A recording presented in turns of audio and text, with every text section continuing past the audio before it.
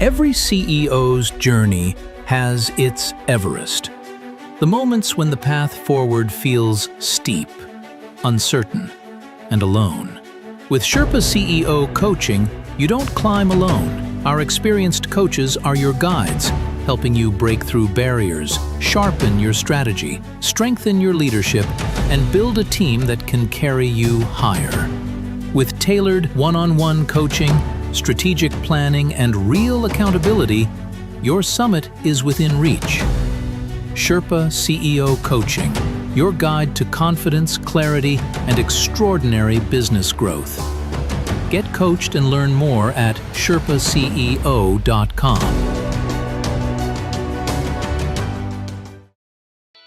Welcome to the Entrepreneurial Journey with your host, Dave Westcott. The Entrepreneurial Journey is a weekly podcast that streams live every Tuesday at 9:15 a.m. Pacific on Dave's YouTube channel and LinkedIn profile. Now here's Dave with this week's episode. Good morning and welcome to the Entrepreneurial Journey. I'm your host, Dave Westcott, and I have with us this morning special guest, Lisa Pagotto, founder and CEO of Crooked Compass. Good morning, Lisa. Good morning. Ralph, do you need any more than that? Okay, cool. All right. That's why I like to pre-record it. Sorry about that little issue there. We'll get that. No worries. Okay, so this is an incredible thing that you guys are doing. So Crooked Compass.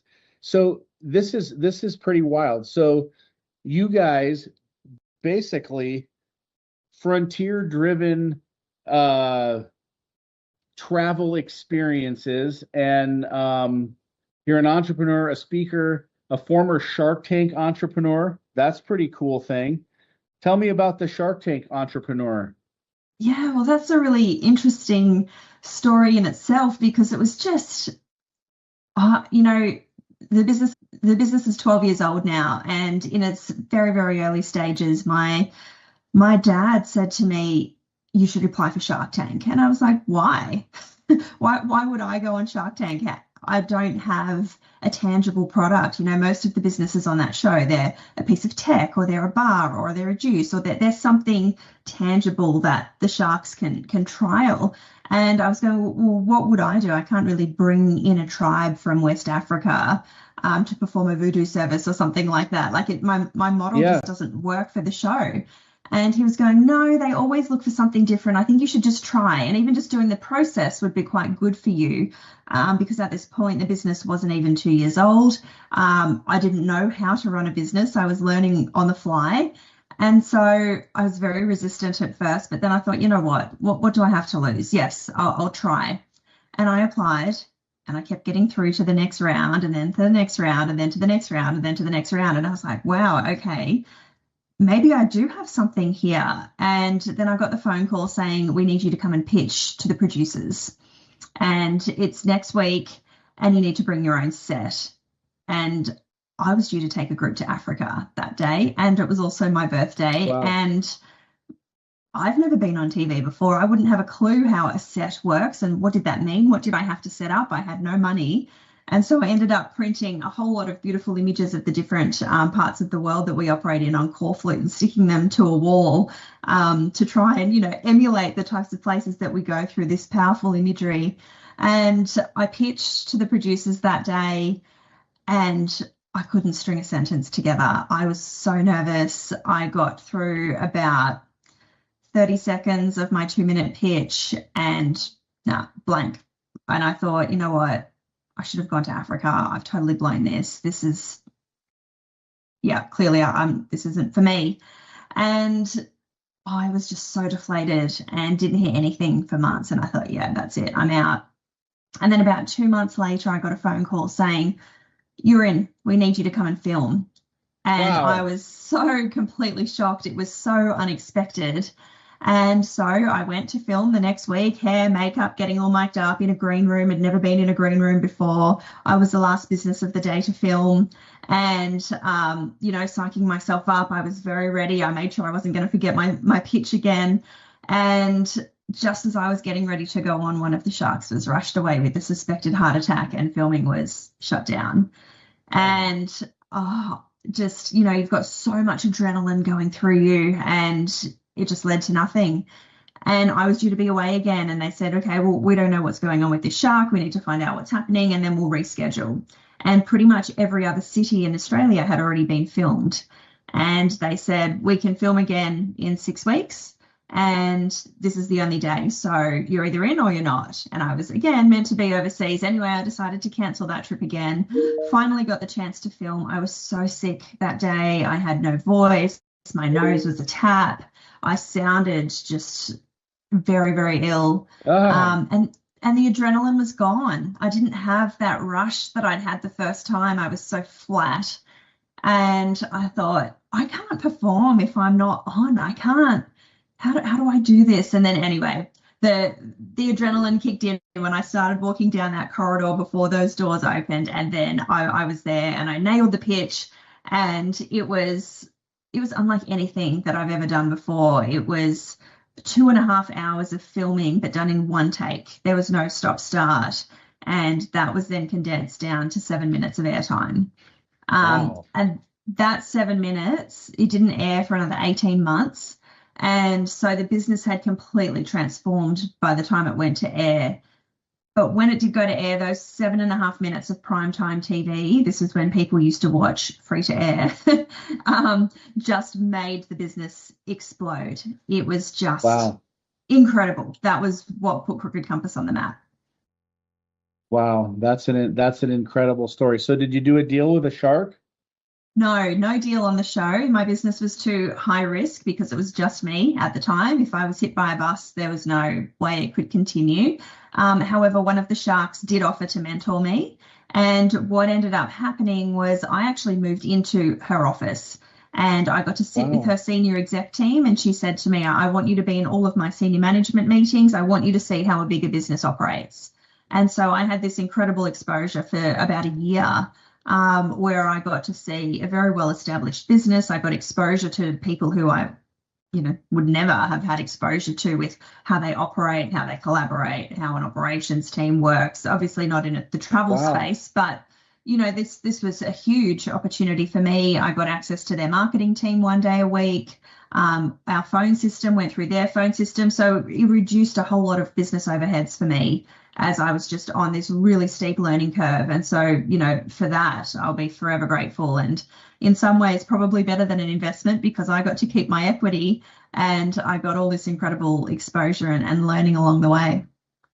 Wow, that's pretty cool. And was the 2.5 hours with the sharks asking questions, blah, blah, blah, was all that pretty cool too?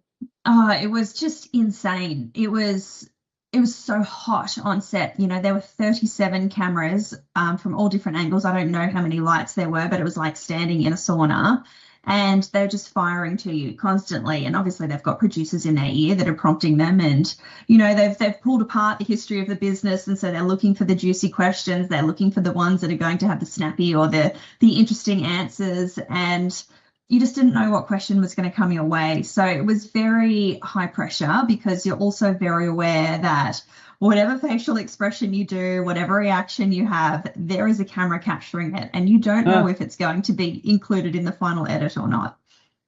Wow, that is so cool. So you go from that, the business is rolling, you're in, you've had this up and down experience with the show, being sick, losing the adrenaline, back and forth, and it ends with this really cool, kind of mentorship program that you've got going. And then the business is changing, it's evolving as it's going, and has it changed a lot since then, or was that the path that changed the trajectory? Well, that put it on the map. I mean, that made people outside of the travel industry aware of Crooked Compass. And so that, just the leverage from that coverage, like after that episode aired, I had every, financial, entrepreneur, business related magazine, newspaper, podcast wanting to talk to me, the girl that sold her house to fund a business. And so I'd never had that sort of media attention or focus before. And so that was incredible, because it just sort of kept that organic spread going that just kept the Crooked Compass name going further and further and further. But what happened after that? So, there was a great sort of year or so where I had that access to that shark, and she actually came on one of our tours. And Wow. she said to me at the end of the tour, wow, like I've really seen how this works. I want in. I want to be part of this. Let's come up with a deal. And so we got into this conversation of having a deal post-show. And it went back and forth for about 6 months until we came to something that worked for both parties. And I'd signed, her CFO had signed, her business partner had signed, and we were waiting for one more signature, which was hers for this. Basically, it was a cash injection, a convertible note, where she was giving me a significant chunk of money so that I could scale, so that I could bring on more manpower, improve our systems, bring on a sales team. And, you know, there's no way that I would ever in a million years have had that sort of cash flow to be able to do that in such a short period of time. And whatever I hadn't paid back within a 5-year period would convert to equity in the business based on the value of it at that time. And so I'd started the recruitment process. I had a sales team of 7 in the wings, all waiting for me to sign their employment contracts. We'd printed our biggest brochure run that we'd ever done. We'd signed up to do all these different travel expos around the country. And I'd basically spent the money before that final signature was there. And this was under her guidance, going, get it all ready, get it all lined up so that, you know, once you've got it, you can just go. There's no kind of lag. And so I did. I took that advice, and I had all of my ducks lined up. And then I had to start outlaying for some of this, and I certainly didn't have the cash. And she's going, yeah, I'm away, you know, I'm in court with this, I'm doing this other merger. Tomorrow you'll have the signature, tomorrow you'll have the cash, it'll be in your account tomorrow. Just sign it, it's all good, you have my word. And so I signed all these employment signatures, bought on a sales team of 7, did our print run, committed to these travel expos, and then accidentally got copied into an email which said, hasn't anybody told her I no longer have the appetite? And the deal was off. And I was now in this incredible debt that I could not pay off. Wow. And so my world went from this incredible high to this, I'm effectively in administration. I do not have the cash to pay for my expenses. What do I do? And just went backwards very, very quickly, spiraled into this. I can't actually trade out of this. It would take me years to trade out of this debt.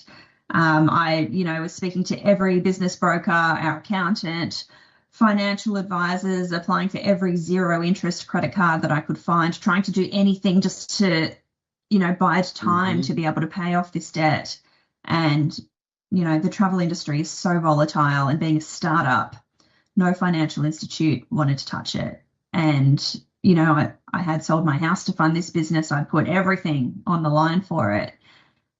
And it was all just gone, and I didn't know what to do. And so I had, my last step was to go back to this shark and say, you put me in this position, you took advantage of the fact that I'm new to this game, and you have to help me. You've put me in this position. And she said to me, Lisa, sweetie, I didn't get rich by giving people free money, but good on you for asking. I will help you, but you will pay interest as if you were borrowing from a bank. And that was my very first lesson of not everybody in the business world operates with integrity. And it was a very, very hard lesson. She did lend me the money, and all I could think of from there on in was, this is a very toxic person, and I need them out of my business as fast as I could. They need to be gone from my world. And so I didn't know what to do, but I had breathing space now. I had breathing space. I could clear the debt, but now she had an equity hold over my business until I could repay her. So I was stuck. I didn't know what to do. It was International Women's Day. I turned up to this event just completely defeated, looking for inspiration, looking for something to try and pick me back up, be around inspiring people, just anything. And this lady was hosting a session who I'd met very early on in my career. And she said, all right, I would like everybody to write down the name of someone that they've always wanted to meet, someone they've always, be inspired by, but have never quite had the courage to approach. And for me, that was her. And so I wrote her name down on a piece of paper, and I said to my table, if she asks somebody to share, I'm going to put my hand up. I've got nothing to lose, basically. Nobody else knew my situation. I kept it very private at the time. And she did. She said, would anybody like to share? I shot my hand up and she said, yes. And who are you? And I said, I'm Lisa Pagotto. I own a tour operator called Crooked Compass, and you are my person. And I walked to the front of the room and I gave her my business card. And she just stood there staring at me, being like, what has just happened? Anyway, I was shaking, I was sweating, I had all of the, the visceral reactions happening, but I did it. I gave her my card, not really knowing if anything would come of it, but I had to do it. I had to do it. And 2 weeks later, I had lunch with her. And she said, who are you? Tell me your story. Like, I've heard of Crooked Compass, but I don't really know a lot about it. Tell me about your career. What have you done? How have you got to this point? And so I told her that story that I just told you about the shark. And she said to me, what is your figure? And I said, what do you mean? And she said, what is the figure that you need to get this person away from you and away from your business? And I said, oh, it's roughly X. And she said, I need the exact figure. Can you get it for me from your accountant? And I said, yeah, of course I can. And she said, can you make that phone call right now? Okay, this is kind of weird, but yeah, I can. And she said, and send me your company bank account details. By the next morning, that figure was in my company bank account. And she said to me, I have believed in you from the moment you opened your mouth, and I am in a position to help. And she didn't know me from a bar of soap. And that was just, again, a huge learning lesson. I had the shark in every possible way, and then the guardian angel in business. And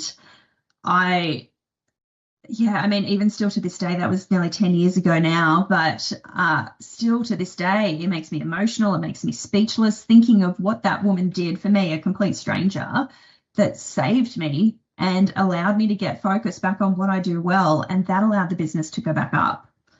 And so I had another year of trading, and it was incredible, and everything was amazing. We were doing our biggest sales. We had the biggest year ahead. And then the pandemic hit. Dun, dun, dun. Here we go again. Yes, so here the we go pandemic again. hits. I'm on the edge of my seat. What happens next? So obviously, being in Australia, we had one of the tightest lockdowns in the world. Our borders were closed for 2.5 years.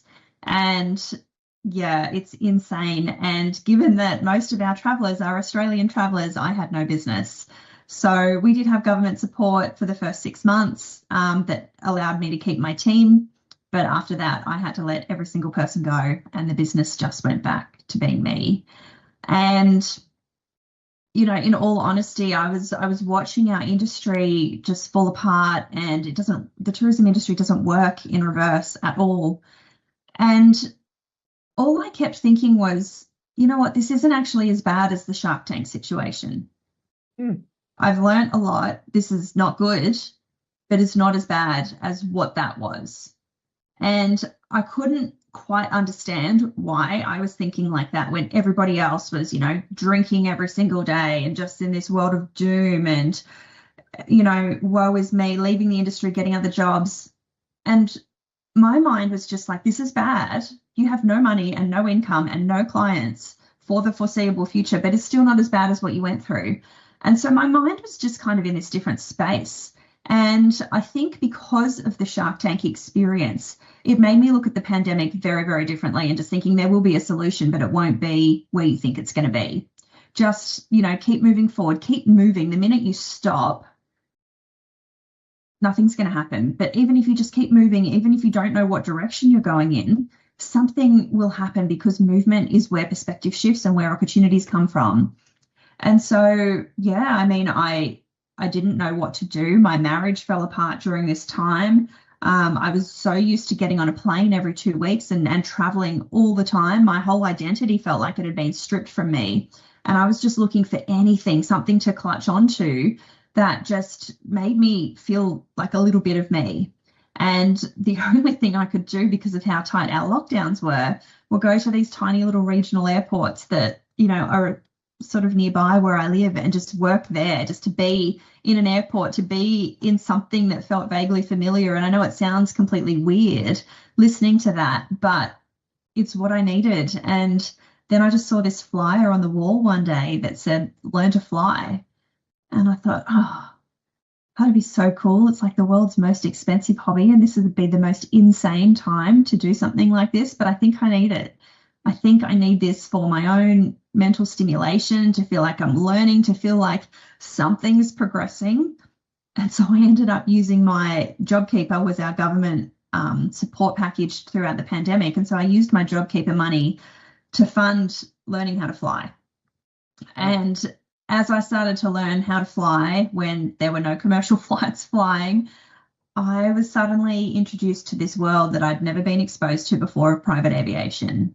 I saw how many pilots were out of work. I saw how many private planes were on the ground, not because they weren't allowed to fly, but because they were underutilized. They just weren't being used because everybody's business was in this holding pattern. And my brain's going, there's something here, what is it, and I couldn't piece it together. And I kept saying to myself, just keep going, just keep learning how to fly, keep asking questions, something will fall into place. And then I said to my instructor one day, like, there's no planes flying into Sydney Airport at the moment, the busiest airport in Australia. Can I fly my tiny little 4-seater plane? Can I fly it into Sydney Airport? And he was like, I don't think so. And I'm like, well, it's not really a question. I need to be able to do this. I need you to find a way, because I need something.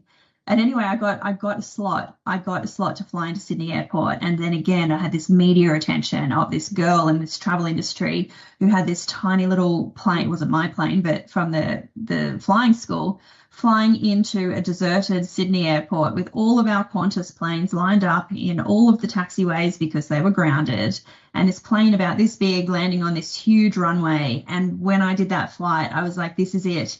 There is an opportunity here. There are all these planes that are not being utilized. What if I start a second business in the middle of a pandemic, utilizing private aircraft to access some of our remote cattle stations, luxury lodges, and all the places that are just impossible to drive to because of our distances? And so I did. I created Crooked Compass by Air, and that's what we did. We couldn't use commercial flights. We used private planes. And we took Australians to places that they could not drive to by private aircraft. We started doing proposals. We started doing, little marriages, because there were all these weddings getting cancelled, elopements. We were doing mystery flights. And that is what kept the business alive. I just kept paddling under the water while everybody else was going, we're just going to have to sit this out. There's literally nothing we can do. We've just got to wait it out. And I was like, I don't think so. There has to be a solution. And that's what kept my business alive. So I still have that business too. The minute our borders reopened, that business completely died, because Australians were like, get me out of here. We are done with our own country. We want to go abroad again. But now that business model is for Americans coming to Australia that are short on time, that just want to see as much of our country as possible, but in comfort. Wow, that's pretty amazing. What a story. And I'm guessing that, the tougher the things that you go through continually, the next tough thing isn't as tough, because you build that muscle memory, right? You build that resilience. And, the pandemic may have been as hard, but it may have been harder, but because you had already had that first set of trauma, and you had built that muscle, and you had solved the problem and worked through it, and been through that, it was easier, because the second time is easier, the third time is easier, the fourth time is easier as you go on that entrepreneurial journey. What an incredible story that you shared with us I couldn't imagine, actually I can't imagine waiting for that signature, waiting for that money. It's going to be there. It doesn't show up. Oh my God, I'm ruined. What am I going to do? Look at man, that's cool. That's the entrepreneurial journey. That's what happens on it. It is so brutal sometimes, but I really love what you said. You kept moving forward, and I think one of my big takeaways: there will be a solution, but it won't be what you think it will be. Keep your eyes open. Keep moving forward. I like learn to fly. Like, you just decided, I'm going to learn how to fly in this thing. Here we go. And it kind of reminds me of that Tom Petty song, learn to fly, but I don't have wings. Really, really cool. And so that creates Crooked Compass by Air, and you survive, and you're here. And now, we're a few years past the pandemic. You've learned all of this, and then you build the FIRE framework somewhere along the way. And what is the FIRE framework? So the FIRE framework is basically it's what I use in my keynote speaking now. So it's learnings from my journey and how the audience can apply that. I appreciate not everybody has learned to fly a plane and not everybody has had a Shark Tank experience with the rug pulled out from them, but it's basically breaking down the lessons from all of those stories to make them relatable to the audience. So the FIRE framework, FIRE stands for faith before proof. So backing yourself before the path is clear, before you know that there's certainty. There's never going to be a right time to start a business or to make a decision or to just begin. And so just having the faith that that you can do this and that you will do absolutely everything to make it work before there's proof, because the proof comes after, and then you continue to grow from there. The I is integrity. Based on, again, my learnings, particularly in the Shark Tank period, about staying true to your values, even when it would be so much easier just to follow the crowd, and really leaning into your personal alignment. And sometimes it will cost you, but more often than not, it will serve you. And learning again from those hard journeys of what happens when you go against your integrity, when you divert from your purpose, when you steer away from your why. It can be damaging, it can destroy your brand, but with the power of when you stay true to who you really are. The R is using rest as a requirement, not a reward. Talking about burnout, talking about recognizing the edge before you fall off it, knowing when to pause, not thinking that being resilient is about, you've got to keep going no matter what happens, just keep finding the energy, finding the way, because it's not sustainable. And when you are, whether it's you're on your own entrepreneurial journey or you're in a leadership position, sometimes people think that that's what's expected of you, but really understanding that having that pause and that making the time for that pause is so much more powerful than pushing through and potentially burning out. So sharing a lot of stories around that. And then the final one, E, is evolution. So evolution over ego. So understanding when it's time to let go of something instead of holding on to it before it feels comfortable. Understanding when a situation that you are in, whether it could be, a business negotiation, it could be something with a team member, it could be something with an external partner, when it's no longer serving you. And again, just to make that call and to say, I've outgrown this. Because when you start your entrepreneurial journey, the person and the journey that you start are certainly not going to be the same person and journey at the other end. And so really allowing that evolution to happen and to go with it instead of being like, no, this is how it has to be, because it doesn't work like that. And then tying that all nicely together into takeaways for the audience. Oh, I love that. So I've got it, and I want to make sure I got it right. So the FIRE framework is we got to have faith before proof, and I put just in my own notes is I'm going to bet on myself. Like I'm going to do it. I'm going to get it across the finish line. And then we've got integrity, stay true to what's right, to thy own self be true, to quote some Shakespeare there. And then rest. I actually love this. Rest is a requirement, not a reward. That's what I've got down here in my notes. I think that's great. And then evolution over ego. Let go when the time is right. If it no longer makes sense, it's okay to move on. It's okay to cross new boundaries. Did I get the FIRE framework? You did. Nailed it. All right. That's awesome. I love it. I think that's really great. I love that. So you're building the business Crooked Compass. Take us on a tour. Take us on one of these. I mean, you're a great storyteller. I've loved listening to you share these stories. You got me on the edge of my seat there, and it's been really exciting. Take us on one of these tours. What does it look like from the beginning? How do they find you? Where do you go? How do you plan the excursion? I mean, I want to know how this thing works. Sure. So the idea came from the way that I personally travel. I'd been in the travel industry for 14 years before I started my business. So I've been in the industry for just over close to 25 years now. And there was a gap in the market. In 2014, when I started the business, experiential travel wasn't really a thing. I was very early with my ideas of taking people, everybody says off the beaten track. It's very cliche. Off the beaten track could just be down an alley in a popular city. For me, I really wanted to showcase places where the culture is still in its truest form, where tourism can play a force for good in helping to protect diminishing and fading cultures and tribes, and to go to areas where tourism wasn't established yet, so that when it was established in the right way to help protect those communities. And basically, there's a huge problem in the tourism world of over-tourism, where tourism is just controlling so much of the world and things are crafted for tourism. You turn up somewhere, people throw on a costume and they perform for the tourists. I wanted the opposite of that. And I wanted to be part of something that when tourism is being developed in these sorts of regions, that it was done the right way from the beginning to try and preserve as long as it could, and so the tourism didn't exploit, because tourism plays a very fine line with what it does to a destination.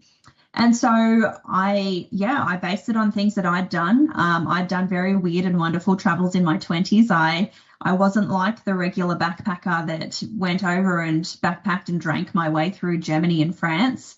I spent time in Tunisia and Morocco, and a month in India, a month in Turkey. I did 2 months from Uganda to Cape Town, north to South Africa. And I was just fascinated on wanting to see the lesser known. And that was what I ended up building my business around. So when I started the business, we only had 6 small group tours, and they were things like tracking snow leopards in the Himalayas with the Snow Leopard Conservation Fund. They were going to Papua New Guinea and going and seeing some of the remote hill tribes. I had the Kingdom of Mustang, which is this autonomous region in Nepal that had been isolated, or it was still isolated when we launched our first tour there. It was a 4-day hike to reach this area. There were no roads to reach this kingdom of Tibetan people that were ousted from Tibet and weren't accepted by Nepal.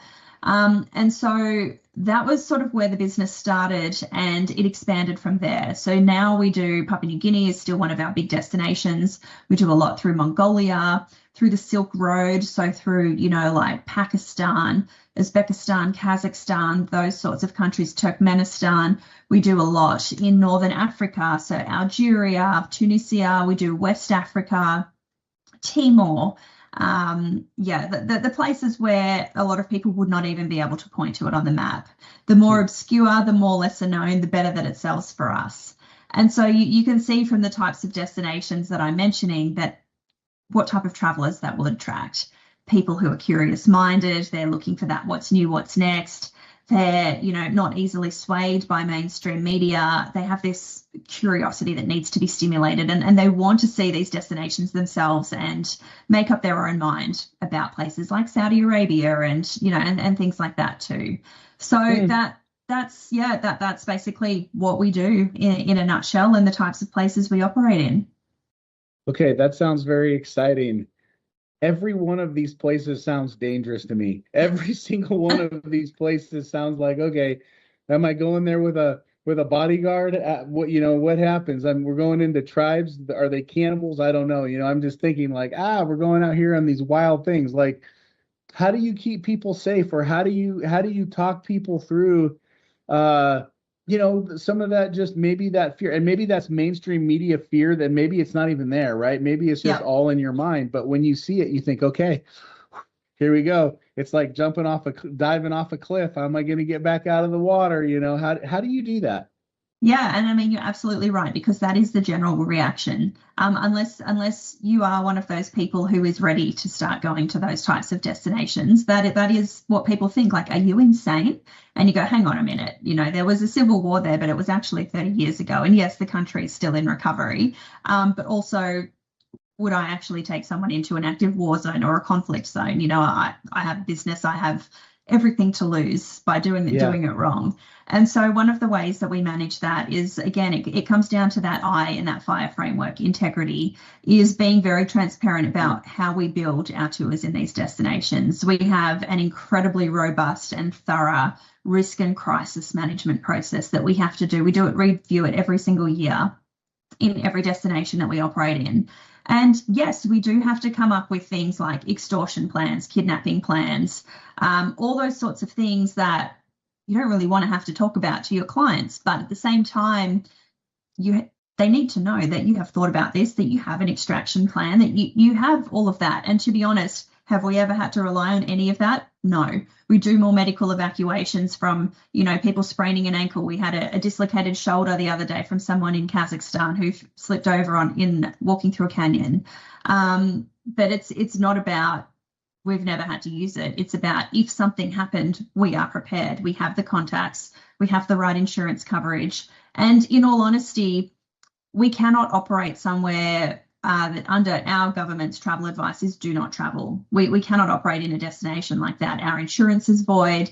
Our guest travel insurance is void. So just even mentioning that as a starting point puts people's minds at ease. We cannot, we couldn't take people to Iran right now. Iran was one of our biggest destinations pre-pandemic, and, we can't. We still have all of our product. We still have everything there ready to go, but it's switched off for now because it's just not safe. And, we do have to make that call. We have destinations that come and go from our website depending on geopolitical situations, and people respect that. We're not saying, yep, let's go to Syria right now, because I would have no business if I did that. Not that, right, anything would go wrong. I'm sure it would be fine, but we have no insurance coverage and it's just not worth the risk. There's, there's entrepreneurial risk, and then there's smart passenger safety first risk. And I'm very transparent with our guests in our marketing about that side of the business. And that is what helps build trust, because, for me, that is all about being integral, showcasing what we do, why we do it, how we do it, and how we don't do it when it's not safe, but we will come back to it when it is. I love it. I think that's exciting. All right, I feel safe now. I feel ready to go. like you guys, you go through all of the processes, you put it all together, you've got safety first, you've got good insurance coverage. So you go into one of these places like Kazakhstan. What are you doing in Kazakhstan? Are you hiking through the hills? Are you looking at old church? I mean, what is it that makes it exciting at the destination? Sure. So, it depends which itinerary you're doing. I'm literally about to host one of our tours to Kazakhstan in 3 weeks. So good destination for you to choose there. So on our upcoming destination, it's a Soviet focused tour. So okay. Kazakhstan obviously sits right in the middle of the Silk Road. So you obviously have the Silk Road trading merchant history, which a lot of people are fascinated by. But you also have the Soviet history, which, everybody who is in our demographic was alive when the Soviet Union was in place. And so, it's real history. Everybody remembers where they were when the Soviet Union collapsed. Everybody remembers seeing it in the news. And so for our clients, they want to live that. They want to go and speak to the local people. They want to hear the stories as, what was it like under Soviet rule versus your country coming into independence? Kazakhstan is very much a Switzerland in the Soviet sphere. And so the stories that you hear from the local people there are very different to speaking to someone from Tajikistan, where pretty much the entire country wishes the Soviet Union was back. When we're on this tour in a couple of weeks, we're focusing on a lot of that Soviet history. We're going out to Baikonur, which is the Russian rocket launch facility that is actually in Kazakhstan. They've got a rocket launching on the 17th of September. So we're there just 2 weeks before that rocket is due to go off. So we'll see them preparing for the rocket. And this is still in a Soviet functioning town. And we have exclusive access to go into this rocket facility. They've still got some of the, the Russian shuttles that are retired now from when they were in the space race with the US, and we'll get to see all of those. We're going out to the Aral Sea, which is one of the biggest failures in the Soviet history, where they drained this internal sea for all these cotton fields because, cotton provided all these jobs for people, and then the sea ran out of water and it was a failure of the Soviet Union. So we're delving into things like that. We're going to former Soviet bathhouses in the capital city. All these bits and pieces of history that are still there for now and that people really want to see for themselves. What about the Essential Jordan tour? What is that one about? So Jordan, obviously a little bit quiet over there at the moment, given global situation. But our Jordan tour, there's so many tour operators that operate in this destination, and so for us, it's about going beyond that standard tourist route. Of course, we will still cover the incredible sites of Petra and going to the Dead Sea and things like that. But for us, again, it's about going beyond the must-sees. We go out into some wetlands for some beautiful bird watching, which people will just not associate with Jordan. We go through an area called the Dana Biosphere, which has a lot of endemic wildlife and some of the most untouched, well-preserved Bedouin culture in the country, and stay at these beautiful lodges that have no electricity. They're all operated by candlelight. Wow. Yeah, so it's just about taking it to another level. We do a bit of hiking in that tour as well, going on some lesser known trails, again, to villages that are still only accessible by foot or donkey, and just bringing that more human, authentic, non-saturated tourism level into the experience. That's cool. And you've got the Gobi Desert Travel Guide, what to see, when to go, and how to get there. And you got that great, people are on the camels, right? And they're riding the camels and all that. Okay, it's very, very exciting. So that's incredible. So you've got the business, and then I thought I caught earlier that you said, hey, you're doing keynote speaking, and now you're getting out there and telling your story. Is that kind of is that the next phase from Crooked Compass to now sharing the entrepreneurial story that you've lived for the last decade and a half? Yeah, I mean, I've always had the privilege of being able to do a lot of public speaking within the tourism sphere, just because my journey has been quite public. Sure. But now it's about going beyond the travel industry space and realizing that my stories are very relevant to people in all industries. And so, yes, that is part of the next phase, as you say, is being able to share my learnings with other people who are either considering going down the entrepreneurial path, who are stuck with, I really want to do this, but I don't know how, through to people who have started, but it can be very stop-start because it is such a roller coaster, and just helping to inspire people that if you choose to do this, it's not going to be easy, because if it was, everyone would do it. And it's one of those things that I didn't really recognize probably until the last couple of years. I never quite understood. I'm no different to anybody else. Like I don't understand why I can do these things. People would come up to me at a conference and be like, I wish I could do what you do. You're so inspiring. And I'm going, well, why can't you do it like this? And it just didn't make sense as to why can't they do it? And the more that I started speaking and having people beyond my industry come up and literally say those same questions has made me realize, okay, maybe I am wired slightly differently. Maybe the entrepreneur is successful or not because we just don't stop. We just keep moving. And it's become clearer and clearer and clearer the more that I speak that is literally what it is it's the person that doesn't give up, the person that keeps backing themselves over and over and over and over and over every single time a hurdle is thrown at them. And it's been a big learning that I didn't realize not everybody's like that. So wow. That's all part of it. That's very cool. So if people are out there today and they want to follow you on social media, how do they do that? Are you on Instagram, Facebook, LinkedIn, that sort of thing? Yes, I'm on all of those platforms. So depending on if you want to follow me personally, so it's my name, Lisa Pagotto on LinkedIn.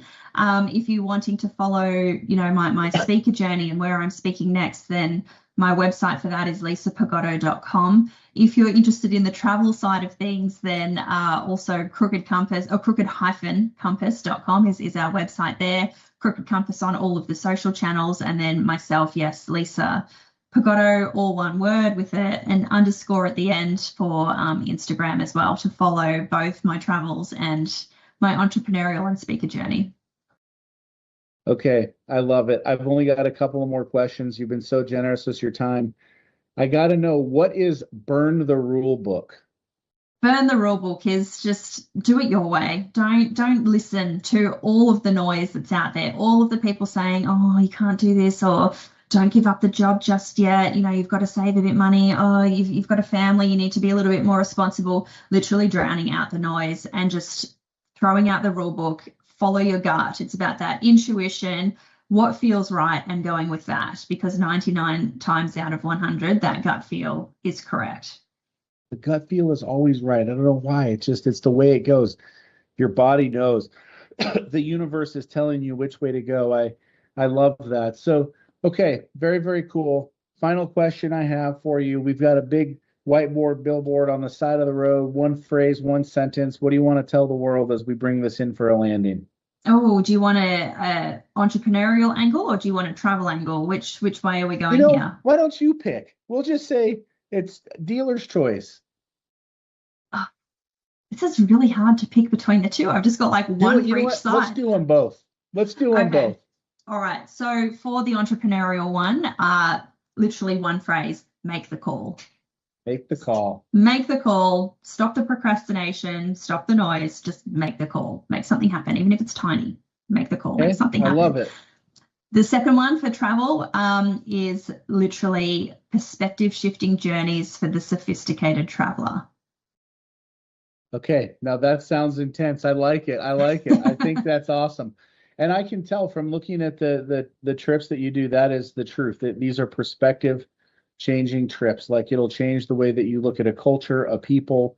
It'll broaden your horizons, and you'll have, I think probably have a deeper appreciation and a deeper gratitude for life when you come back from one of these tours. That's what I'm going to guess. Well, this has been absolutely fantastic.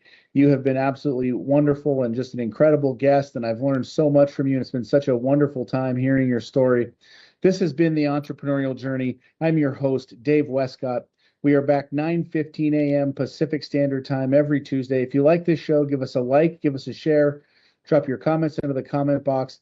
And listen, check out what Lisa is doing. Check out her journey as a keynote speaker, see where she's speaking next. Check out the touring crooked compass. Check it out, book a tour. Absolutely incredible stuff. Lisa, it's been an absolute pleasure. Thank you so much for spending the morning with me today. Thanks so much, Dave. Every CEO's journey has its Everest. The moments when the path forward feels steep, uncertain, and alone. With Sherpa CEO coaching, you don't climb alone. Our experienced coaches are your guides, helping you break through barriers, sharpen your strategy, strengthen your leadership, and build a team that can carry you higher. With tailored one-on-one coaching, strategic planning, and real accountability, your summit is within reach. Sherpa CEO Coaching, your guide to confidence, clarity, and extraordinary business growth. Get coached and learn more at sherpaceo.com.